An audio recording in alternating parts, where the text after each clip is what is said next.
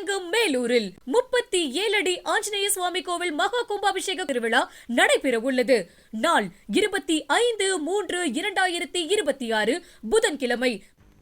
திமுக கூட்டணியில் விடுதலை சிறுத்தைகள் கட்சிக்கு 8 இடங்கள் ஒதுக்கீடு செய்யப்பட்டுள்ளன. தமிழகத்தில் திமுக கூட்டணியில் இடம்பெற்றுள்ள விடுதலை சிறுத்தைகள் கட்சி 8 இடங்களில் போட்டியிடுவதற்கான தொகுதி பங்கீடு ஒப்பந்தம் இன்று கையெழுத்தாகியுள்ளது.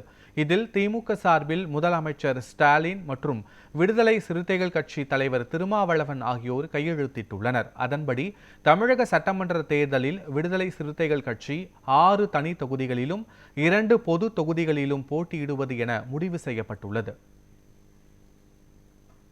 உள்ள 2026 சட்டமன்ற பொதுத் தேர்தலில்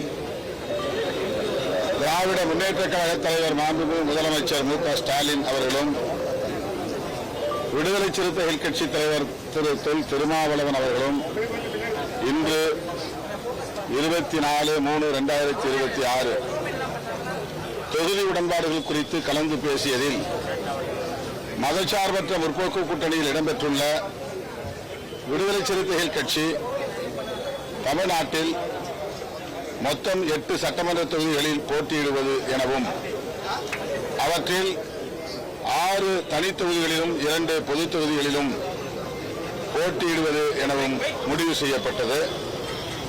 விடுதலை சிறுத்தைகளின் நலன் எவ்வளவு முக்கியமோ அந்த அளவுக்கு நாம் அங்கு வகிக்கும் கூட்டணியின் நலன்களும் முக்கியமானது என்பதையும் கருத்தில் கொண்டு